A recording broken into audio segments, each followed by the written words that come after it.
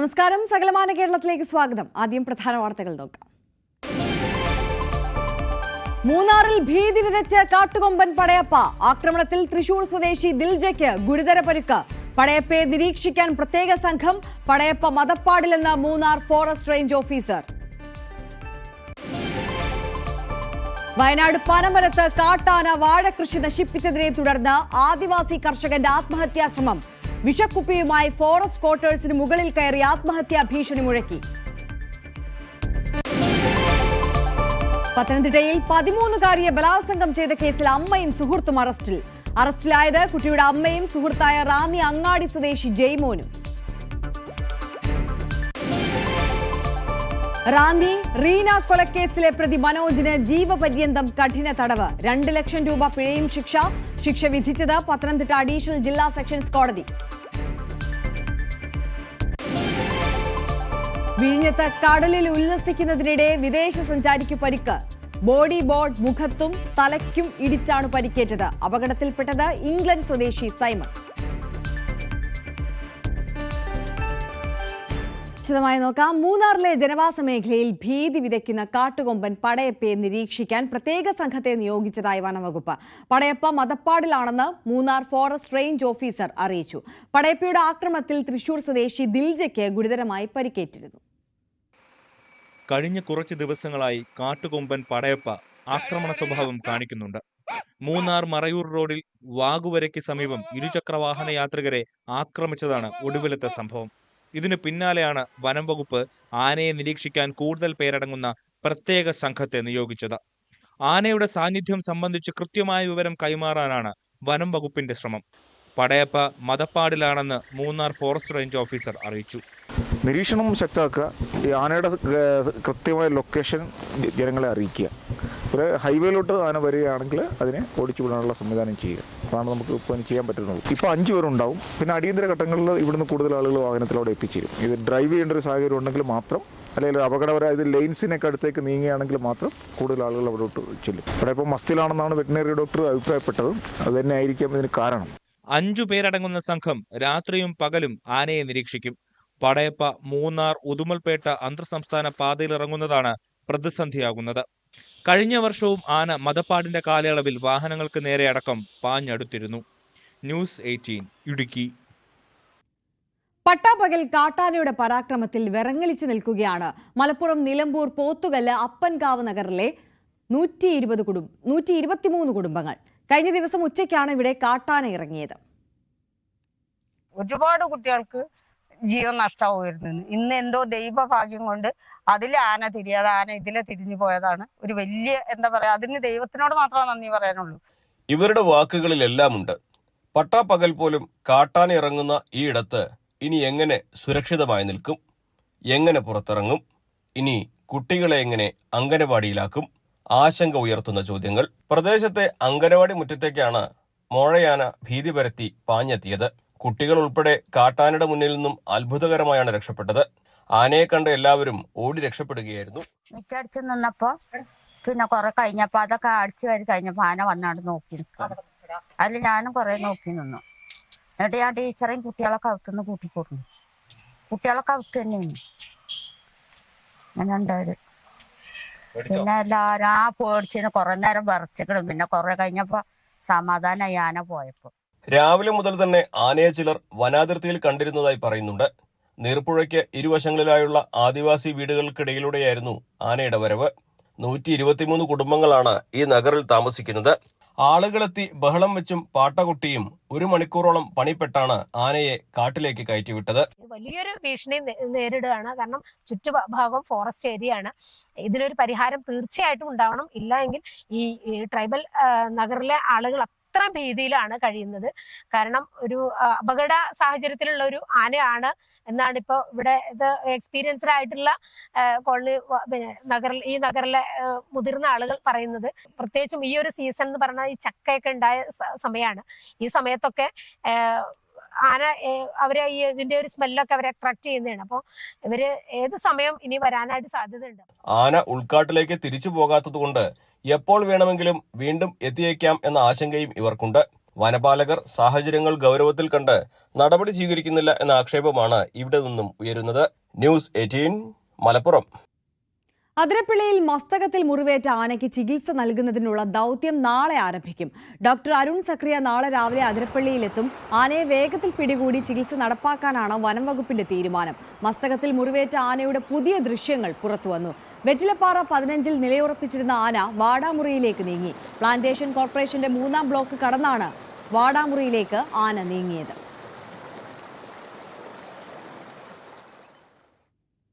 അതിരപ്പിള്ളിയിൽ കാട്ടാനക്കുട്ടിയെ ചരിഞ്ഞ നിലയിൽ കണ്ടെത്തി. കാലടി പ്ലാന്റേഷനിലെ 15-ാം ബ്ലോക്കിലാണ് ആനക്കുട്ടിയുടെ ജഡം കണ്ടെത്തിയത്. ചരിഞ്ഞ കുട്ടിയാനയുടെ മസ്തകത്തിൽ മുറിവുണ്ട്. വനംവകുപ്പ് ഉദ്യോഗസ്ഥർ സ്ഥലത്ത് പരിശോധന നടത്തി.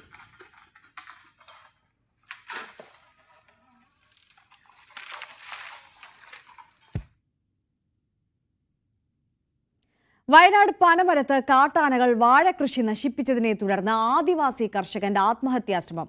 പാതിരസം ഫോറസ്റ്റ് ക്വാർട്ടേഴ്സിന് മുകളിൽ കയറി കയ്യിൽ വിഷക്കുപ്പിയുമായി ആയിരുന്നു കണ്ണൻ എന്ന കർഷകന്റെ ആത്മഹത്യാശ്രമം. മണൽ വയലിൽ ഇദ്ദേഹം കൃഷി ചെയ്ത 1000-ഓളം വാഴകളാണ് കാട്ടാനകൾ നശിപ്പിച്ചത്.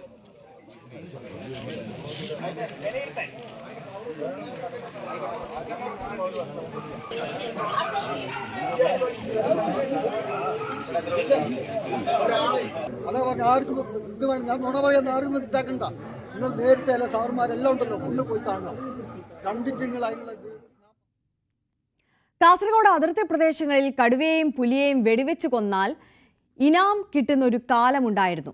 പുലിയെയും കടുവയെയും വെടിവെച്ച് കൊന്നാൽ 30 രൂപ വീതം ഇനാം പ്രഖ്യാപിച്ച 1866-ലെ ബ്രിട്ടീഷ് അധികാരികളുടെ ഉത്തരവ് മൈസൂർ പുരാരേഖ മ്യൂസിയത്തിലുണ്ട്. പാണത്തൂർ, ആദൂർ, കാറടുക്ക, റാണിപുരം, എള്ളുകൊച്ചി കർണാടകയോട് അതിർത്തി പങ്കിടുന്ന കാസർഗോഡ് ജില്ലയിലെ മലയോര മേഖലകൾ. ഇവിടെ ഇപ്പോൾ മാത്രമല്ല 2 നൂറ്റാണ്ട് മുമ്പും വന്യമൃഗശല്യം രൂക്ഷമായിരുന്നു. മൈസൂർ പുരാരേഖ മ്യൂസിയത്തിലുള്ള ബ്രിട്ടീഷ് ഭരണകാലത്തെ രേഖകളാണ് തെളിവ്.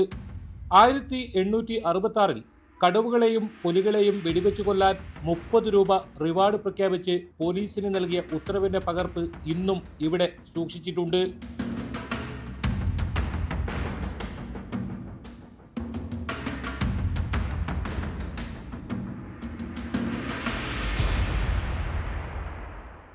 സൗത്ത് കാനറ ജില്ലയിലെ കാസർഗോഡ് താലൂക്കിൽ കടുവകളുടെ ആക്രമണം ആ കാലത്ത് തന്നെ ഭയാനകമായിരുന്നുവെന്നും ഈ രേഖകൾ വ്യക്തമാക്കുന്നു. സൗത്ത് കാനറ ഗസറ്റിൽ 1866 ജനുവരി 6-ന് ഇറങ്ങിയ വോളിയം 2-ലാണ് കടുവകളെ പിടികൂടാൻ ഇനാം പ്രഖ്യാപിച്ച രേഖകളുള്ളത്. മെയ് 12-ന് ഇറങ്ങിയ വോളിയം 9-ൽ കടുവകളുമായി ബന്ധപ്പെട്ട റിപ്പോർട്ട് തേടി പോലീസ് അധികാരികൾക്ക് നൽകിയ ഉത്തരവും കാണാം. സൗത്ത് കാനറ ഗസറ്റിൻ്റെ ഭാഗമായിട്ടുള്ള വോളിയം 2-ലും വോളിയം 9-ലും പരാമർശിക്കപ്പെടുന്നത് നിരവധി പേര് പുലിയുടെ ആക്രമണത്തിൽ മരണപ്പെട്ടു എന്നും അതുകൊണ്ട് തന്നെയാണ് വോളിയം 2 പ്രകാരം ഗവൺമെൻറ്റിൻ്റെ ഉത്തരവിറക്കുകയുണ്ടായി. പുലിയെ പിടിക്കുന്നവർക്ക് 30 രൂപ പാരിതോഷികം പ്രഖ്യാപിച്ചുകൊണ്ട്. തുടർന്ന് വീണ്ടും അറ്റാക്ക് ഉണ്ടായതിൻ്റെ ഭാഗമായിട്ടായിരിക്കാം വീണ്ടും ഗവൺമെൻറ് ഉത്തരവിറക്കുന്നുണ്ട്. ഇത് സൂചിപ്പിക്കുന്നത് വർഷങ്ങൾ പഴക്കമുള്ളതാണ് കാസർഗോഡ് ജില്ലയിലെ പുലിയുടെ ആക്രമണങ്ങൾ. അതിർത്തി ഗ്രാമങ്ങളിലെ വന്യമൃഗശല്യത്തിന് ശാശ്വതമായ പരിഹാരം കണ്ടെത്തിയില്ലെങ്കിൽ ഒരു ജനത അപ്പാടെ പലായനം ചെയ്യേണ്ട സാഹചര്യമാണ് നിലനിൽക്കുന്നത്. KV Baiju, news 18, Kasaragod. പത്തനംതിട്ട റാന്നി റീന കൊലക്കേസിലെ പ്രതി മനോജിന് ജീവപര്യന്തം കഠിന തടവും 2 ലക്ഷം രൂപ പിഴയും വിധിച്ചു. പത്തനംതിട്ട അഡീഷണൽ ജില്ലാ സെഷൻസ് കോടതിയുടേതാണ് വിധി. 2014 ഡിസംബർ 28-നാണ് റാന്നി സ്വദേശി റീനയെ ഭർത്താവ് മനോജ് മക്കളുടെ മുന്നിലിട്ട് കൊലപ്പെടുത്തിയത്. റീനയുടെ അമ്മയുടെയും മക്കളുടെയും മൊഴിയുടെ അടിസ്ഥാനത്തിലാണ് പ്രതി മനോജ് കുറ്റക്കാരനെന്ന് കോടതി കണ്ടെത്തിയത്. കൊലപാതകം, തടഞ്ഞുവെക്കൽ തുടങ്ങിയ കുറ്റങ്ങളും കോടതിയിൽ തെളിയിക്കപ്പെട്ടു. മക്കളുടെ മുന്നിലിട്ടാണ് റീനയെ പ്രതി ക്രൂരമായി മർദ്ദിച്ച് കൊലപ്പെടുത്തിയത്. ജാക്കി ലിവറും ഇഷ്ടികയും കൊണ്ടായിരുന്നു മർദ്ദനം. പ്രതിക്ക് പരമാവധി ശിക്ഷ നൽകണമെന്നുള്ള പ്രോസിക്യൂഷന്റെ വാദം കോടതി അംഗീകരിച്ചു. പ്രതിക്ക് ജീവപര്യന്തം കഠിന തടവും 2 ലക്ഷം രൂപ പിഴയും വിധിച്ചു. 1 മാസം കഠിന തടവിനും 302 പ്രകാരം ജീവപര്യന്തം കഠിന തടവിനും ശിക്ഷിച്ചിരിക്കുകയാണ്. അതോടൊപ്പം തന്നെ കോമ്പൻസേഷനായി 2 ലക്ഷം രൂപ പ്രതി നൽകാനും ബഹുമാനയുടെ കോടതി ഉത്തരവായിട്ടുണ്ട്. അതിൽ 2 ലക്ഷം രൂപയിൽ 1 ലക്ഷം രൂപ മൂത്ത കുട്ടിക്കും 1 ലക്ഷം രൂപ ഇളയ കുട്ടിക്കും തുല്യമായി വിധിച്ചു നൽകാനും ഉത്തരവായിട്ടുണ്ട്. ഈ തുക നൽകാത്ത പക്ഷം പ്രതിയുടെ വസ്തുവിൽ നിന്നും അത് ഈടാക്കിയെടുക്കാമെന്നും കോടതി ഉത്തരവിട്ടിട്ടുണ്ട്. ഓരോ ലക്ഷം രൂപ വീതം 2 മക്കൾക്കും പ്രതി മനോജ് നൽകണം. തുക നൽകാത്ത പക്ഷം പ്രതിയുടെ സ്വത്തിൽ നിന്നും ഈടാക്കാനും കോടതി ഉത്തരവിട്ടു. 2014 ഡിസംബർ 28-ന് റീനയ്ക്ക് വന്ന ഫോൺ കോളിനെ ചൊല്ലിയുള്ള സംശയമാണ് ക്രൂരമായ മർദ്ദനത്തിനും കൊലപാതകത്തിലേക്കും നയിച്ചത്. റാന്നി CI ആയിരുന്ന രാജപ്പൻ റാവുത്തറാണ് അന്വേഷണം നടത്തി കുറ്റപത്രം സമർപ്പിച്ചത്. കേസിൽ 25 സാക്ഷികളെ വിസ്തരിച്ചു. 13 തൊണ്ടി മുതലും ഹാജരാക്കി. സംഭവം നടന്ന് 11 വർഷത്തിനു ശേഷമാണ് ശിക്ഷാവിധി. ന്യൂസ് 18 പത്തനംതിട്ട. പത്തനംതിട്ടയിൽ 13-കാരിയെ അമ്മയുടെ ഒത്താശയോടെ ബലാത്സംഗം ചെയ്തെന്ന് കേസ്. ഒളിവിൽ പോയ അമ്മയും ആൺ സുഹൃത്തും അറസ്റ്റിലായി. റാന്നി അങ്ങാടി സ്വദേശി ജയ്മോനാണ് അറസ്റ്റിലായത്. ജയ്മോൻ മുൻപ് ഒരു കൊലപാതക കേസിലെ പ്രതിയാണ്. 2024 സെപ്റ്റംബറിലാണ് പീഡനം നടന്നത്. പത്തനംതിട്ടയിലെ ലോഡ്ജിലെത്തിച്ചാണ് അമ്മയുടെ മുൻപിൽ വെച്ച് പീഡിപ്പിച്ചത്. പെൺകുട്ടി ചൈൽഡ് വെൽഫെയർ കമ്മിറ്റിക്ക് നൽകിയ മൊഴിപ്രകാരമായിരുന്നു കേസ്. തിരുവനന്തപുരത്താണ് ഈ കുടുംബം താമസിച്ചിരുന്നത്. കേസ് രജിസ്റ്റർ ചെയ്തതോടെ പെൺകുട്ടിയുടെ അമ്മയും ജയ്മോനും കർണാടകത്തിലേക്ക് മുങ്ങി.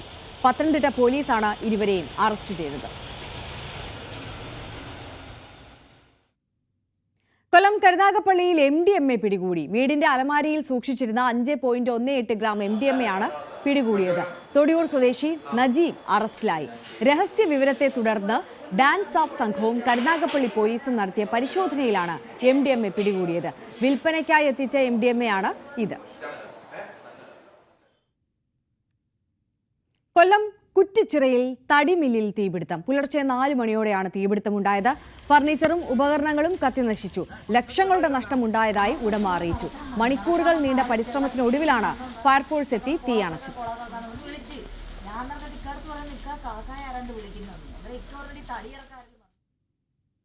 കണ്ണൂരിൽ റാഗിങ്ങിന് ഇരയായതായി +1 വിദ്യാർത്ഥി. കൊളവള്ളൂർ PR മെമ്മോറിയൽ സ്കൂളിലെ +1 വിദ്യാർത്ഥി മുഹമ്മദ് നിഹാലാണ് ക്രൂരമർദ്ദനത്തിന് ഇരയായത്. നിലത്തിട്ട് ചവിട്ടുകയും ഇടത് കൈ ചവിട്ടി ഒടിച്ചെന്നും 5 +2 വിദ്യാർത്ഥികളാണ് മർദ്ദിച്ചതെന്നും മുഹമ്മദ് നിഹാൽ പറഞ്ഞു. ആശുപത്രിയിൽ പ്രവേശിപ്പിച്ച വിദ്യാർത്ഥിയെ ശസ്ത്രക്രിയയ്ക്ക് വിധേയനാക്കി. കോഴിക്കോട് വടകരയിൽ ബസ്സിൽ നിന്ന് വീണ് വിദ്യാർത്ഥിനിക്ക് പരുക്ക്.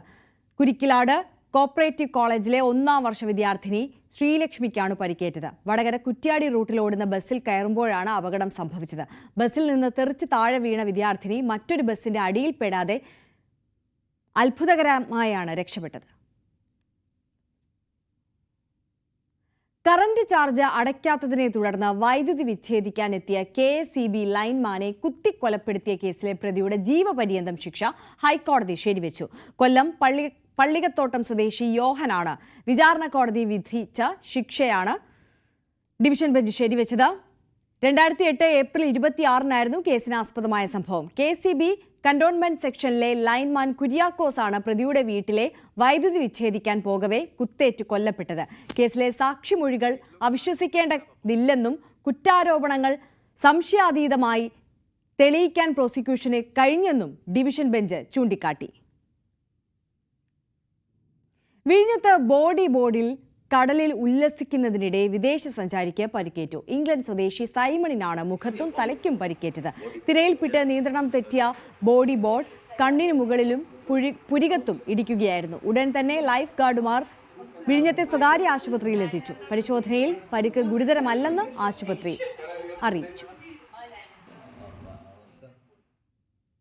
തിരുവനന്തപുരം വർക്കലയിൽ അനധികൃതമായി പ്രവർത്തിച്ചു വന്ന റിസോർട്ട് വർക്കല നഗരസഭ പൂട്ടി സീൽ ചെയ്തു. വർക്കല സൗത്ത് ക്ലിഫിലെ റിസോർട്ടാണ് നഗരസഭാ അധികൃതർ സീൽ ചെയ്തത്. കെട്ടിട നിർമ്മാണ വേളയിൽ പലതവണ നഗരസഭ സ്റ്റോപ്പ് മെമ്മോ നൽകിയിരുന്നു. തീരദേശ പരിപാലന നിയമം ലംഘിച്ച് കെട്ടിടങ്ങൾ നിർമ്മിച്ചെന്ന് കാട്ടിയാണ് സ്റ്റോപ്പ് മെമ്മോ നൽകിയത്.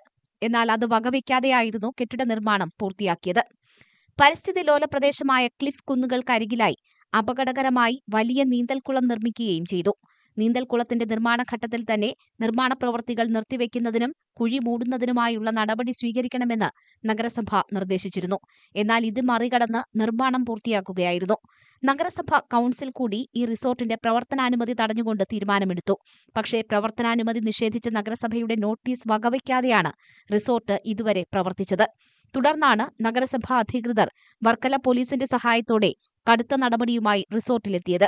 എല്ലാ റൂമുകളും കോട്ടേജുകളും ഓഫീസ് മന്ദിരവും റെസ്റ്റോറന്റും പൂട്ടി സീൽ ചെയ്യുകയായിരുന്നു. ന്യൂസ് 18 തിരുവനന്തപുരം. മറയൂർ ഉദുമൽപേട്ട അന്തർ സംസ്ഥാന പാതയിലെ ഇടിഞ്ഞ ഭാഗത്തിന്റെ പുനർനിർമ്മാണം വൈകുന്നു. സംരക്ഷണ ഭിത്തി നിർമ്മിച്ച് റോഡ് ബലപ്പെടുത്തണമെന്നാണ് ആവശ്യം. റോഡിന്റെ ഒരു ഭാഗത്ത് അഗാധമായ കൊക്കയാണ്. ഇവിടത്തെ കൽക്കെട്ടാണ് ഇടിഞ്ഞുപോയത്. കഴിഞ്ഞ വർഷത്തെ കനത്ത മഴയിൽ റോഡിന്റെ വശം ഇടിയുകയായിരുന്നു. മൂന്നാറിൽ നിന്നും തമിഴ്നാട്ടിലേക്കുള്ള അന്തർ സംസ്ഥാന ബസ്സുകൾ ഉൾപ്പെടെ നിരവധി വാഹനങ്ങളാണ് ദിവസവും ഇതുവഴി സഞ്ചരിക്കുന്നത്. കൊടും വളവിനോട് ചേർന്ന് കൽക്കെട്ട് ഇടിഞ്ഞത് അപകട സാധ്യത കൂട്ടുന്നു. 6 മാസമായിട്ട് ഇത് ഇടിഞ്ഞ് കിടക്കുക. റോഡിലെ ഹെവി വണ്ടികൾ വന്ന് നിരന്തരം കയറി വരുന്ന, അവിടുന്ന് ട്രെയിനിങ് ആയതുകൊണ്ട് കയറി വന്ന് കഴിയുമ്പോൾ അറിയുള്ളൂ. ഫ്രണ്ട് വന്ന് കയറി കഴിഞ്ഞാൽ തട്ടിപ്പോവും. ഇത്ര 600 അടി താഴ്ചയുണ്ട്. ഇത് ട്രാൻസ്പോർട്ട് ബസ് എല്ലാമേ ഇതിൽ കയറി വരുന്ന സ്ഥലമാണ്. അതായത് നടപടി എടുത്തില്ലെങ്കിൽ ഇത് വണ്ടി ആക്സിഡന്റ് ആയി കഴിഞ്ഞാൽ നടപടി എടുക്കാൻ വേണ്ടിയായിരിക്കും പ്ലാൻ. ഇടിഞ്ഞുപോയ ഭാഗത്ത് മണ്ണ് കൂട്ടിയിട്ടാണ് താൽക്കാലിക സുരക്ഷ ഒരുക്കിയിട്ടുള്ളത്. മഴക്കാലത്ത് വെള്ളമിറങ്ങിയാൽ റോഡിന്റെ ഈ ഭാഗം കൂടുതൽ ദുർബലമാകും. അടുത്ത മഴക്കാലത്തിന് മുൻപ് റോഡ് സുരക്ഷിതമാക്കണമെന്ന ആവശ്യം ശക്തമാണ്. ന്യൂസ് 18 ഇടുക്കി. ഏറെ സമരങ്ങൾ നടത്തി ഗതാഗത യോഗ്യമാക്കിയ റോഡ് പണി മുഴുവൻ തീരും മുൻപേ കുത്തിപ്പൊളിക്കുന്നത് ഏത് നാട്ടുകാർക്കാണ് സഹിക്കുക? മലപ്പുറം പെരിന്തൽമണ്ണ കുളത്തൂർ വളാഞ്ചേരി റോഡിൽ കുളത്തൂർ മുതൽ വളാഞ്ചേരി വരെയാണ് റോഡിന്റെ ഒരു വശത്ത് ഭൂഗർഭ ലൈൻ സ്ഥാപിക്കുന്നതിന്റെ ഭാഗമായി KSEB കുഴിയെടുക്കുന്നത്. ഒട്ടേറെ സമരങ്ങളുടെയും പ്രതിഷേധങ്ങളുടെയും ചരിത്രമുണ്ട് ഈ റോഡ് ഇങ്ങനെ ഗതാഗത യോഗ്യമായതിന് പിന്നിൽ. റോഡ് പണി മുഴുവൻ തീരും മുൻപേ ഒരു വശത്ത് പൊളിക്കാൻ തുടങ്ങി. മാലാപ്പറമ്പ് സബ്സ്റ്റേഷനിൽ നിന്നും പൂക്കാട്ടിരിയിലേക്ക് ഭൂഗർഭ വൈദ്യുതി ലൈൻ കൊണ്ടുപോകുന്നതിന് വേണ്ടിയാണ് റോഡിന്റെ ഒരു വശം കുഴിച്ചിരിക്കുന്നത്. റോഡിലെ ടാറിംഗ് ഉണങ്ങും മുൻപേ കുത്തിപ്പൊളിക്കൽ തുടങ്ങുന്നത് കണ്ടതോടെ നാട്ടുകാർ പ്രതിഷേധിച്ചു. 2 മാസമായി തുടങ്ങിയിട്ട് ഇത് പണി പൂർത്തിയായിട്ടില്ല. ഇത് ഫസ്റ്റ് കോട്ട് ഇട്ടിട്ടുള്ളൂ. ഈ ഫസ്റ്റ് കോട്ട് ഇട്ട് ഇവിടെ വെങ്ങാടി ഗോകുളത്തിൻ്റെ അവിടെ എത്തിയപ്പോഴേക്കും അതിൻ്റെ പിറ്റേന്ന് ഇവർ വന്നിട്ട് KSEBക്കാർ വന്നിട്ട് ഇത് റോഡ് ഡാർപ്പണി കഴിഞ്ഞ ഭാഗത്ത് കംപ്ലീറ്റ് കുഴിതു തുടങ്ങി. വാട്ടർ അതോറിറ്റി അതിനെ വിളിച്ച് ബന്ധപ്പെട്ടു. എല്ലാവരും വന്നിട്ട് അവർ പറഞ്ഞ് ഞങ്ങൾ പണി കഴിഞ്ഞ ഉടനെ ശരിയാക്കുമെന്ന് പറഞ്ഞു. പക്ഷെ എന്ന് ശരിയാക്കുമെന്ന് അവരോട് ചോദിച്ചു നോക്കുമ്പോൾ അത് അവർക്ക് പറയാൻ തയ്യാറില്ല. റോഡ് കുഴിച്ചതുകൊണ്ട് അപകടങ്ങളും പതിവായെന്നും ഇവർ പറയുന്നു. അവിടെ ഒരു ഫാമിലി വണ്ടിയിട്ട് വരുമ്പോൾ ഈ മണ്ണുണ്ടല്ലോ, അവിടെ മണ്ണ് ഇതാക്കിയിട്ടുണ്ട്.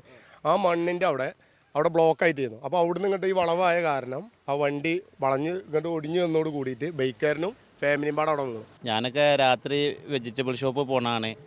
എവിടെയാണ് ഇത് രാത്രി കാലത്ത് എവിടെ പൊളിച്ചിട്ടുള്ളതെന്ന് നമുക്കറിയില്ല.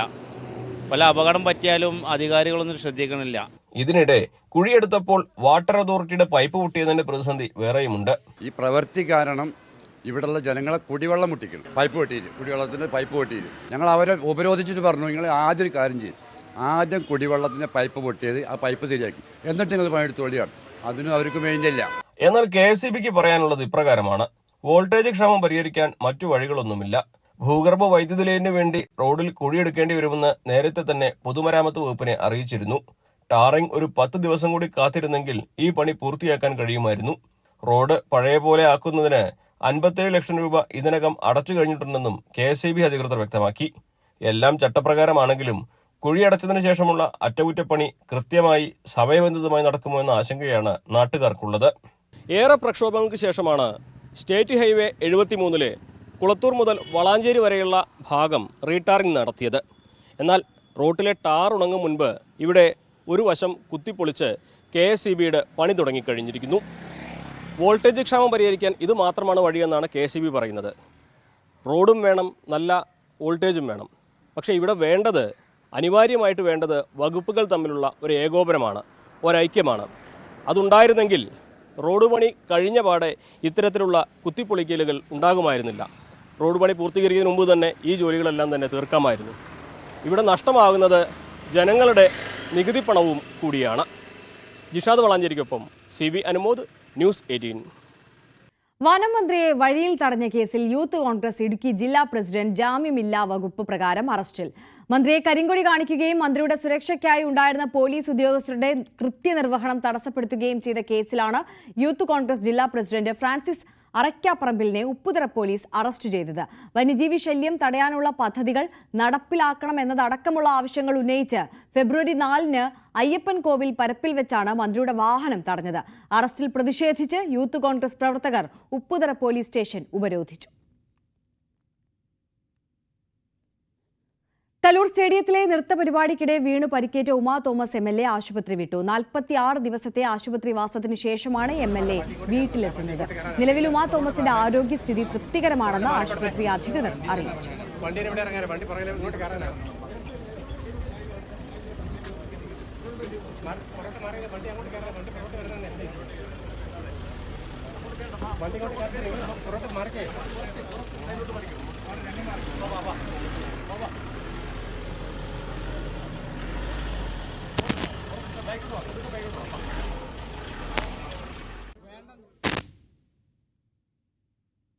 ഭക്തലക്ഷങ്ങൾക്ക് ദർശന പുണ്യം പകർന്ന് പെരുങ്കളിയാട്ടത്തിൽ മുച്ചിലോട്ട് ഭഗവതിയുടെ തിരുമുടി ഉയർന്നു.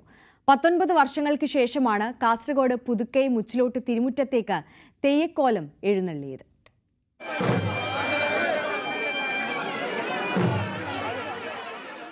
ഐതിഹ്യ പെരുമയിൽ കൈലാസക്കല്ല് വലം ചെയ്ത് ഭുവനേശ്വരിയായ മുച്ചിലോട്ട് ഭഗവതിയുടെ തിരുമുടി ഉയർന്നു.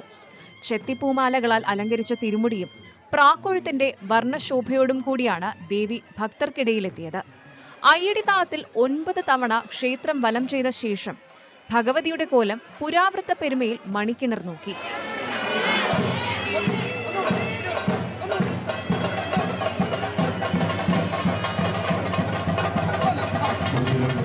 തുടർന്ന് ഭക്തർക്ക് അനുഗ്രഹം ചൊരിഞ്ഞ് മഞ്ഞൾ കുറിയും നൽകി. ഞങ്ങളുടെ ഏറ്റവും ഒരുപാട് കാലത്തെ ഞങ്ങളുടെ പ്രാർത്ഥനയാണ് സാധിക്കുന്നത്. അതിന് ഈ നാട്ടുകാർ നൽകിയ നിർലോഭമായ സഹകരണം. മുച്ചിലോട്ട് ഭഗവതിയുടെ ഐതിഹ്യം എന്ന് പറയുന്നത് ഈ പുതുക്കൈ മുച്ചിലോട്ട് 2 തമ്പുരാട്ടിമാരുണ്ട്. തമ്പുരാട്ടിയുള്ള 2 തിരുമുടികളുണ്ട്. ഒരേ സമയം 2 തിരുമുടി നേരുന്ന അപൂർവം ക്ഷേത്രങ്ങളിൽ ഒന്നാണ് പുതുക്കൈ മുച്ചിലോട്ട് ഭഗവതി.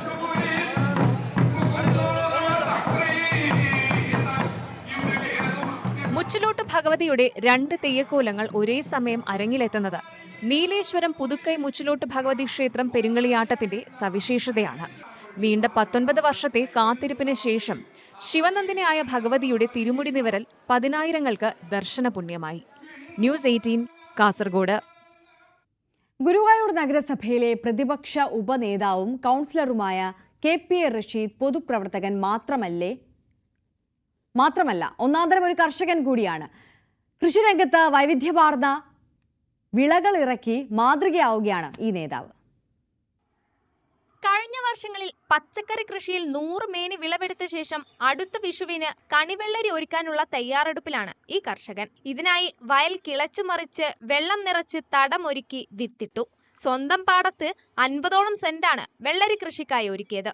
വിത്തുപാകിയ തടത്തിൽ വെള്ളം നനച്ചും വളമിട്ടും നട്ട് നനച്ച് വളർത്തുകയാണ് ഈ കർഷകൻ. സമീപത്തെ സ്കൂൾ കുട്ടികളും നാട്ടുകാരും ഒപ്പമുണ്ട്. ഏപ്രിൽ 12-ന് വിളവെടുക്കുന്ന രീതിയിലാണ് വിത്തുപാകിയത്. ജൈവവളം മാത്രം ഉപയോഗിച്ചാണ് കൃഷി.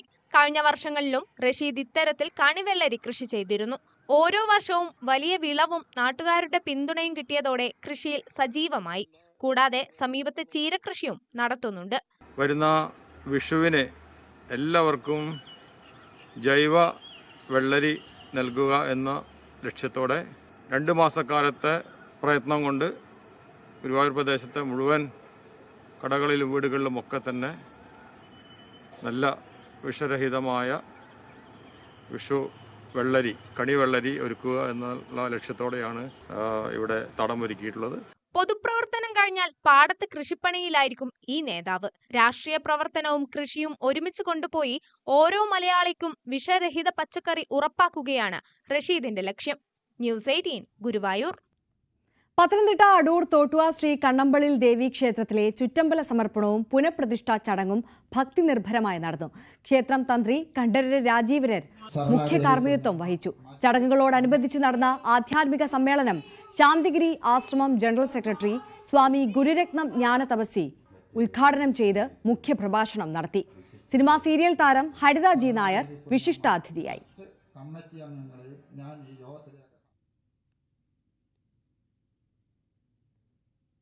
സകലമാന കേരളം പൂർണ്ണമാവുകയാണ്. ഇടവേളയ്ക്ക് ശേഷം കാണാം പ്രൈം ഡിബേറ്റ്. മഞ്ജുഷ് ഗോപാൽ എത്തും. നമസ്കാരം.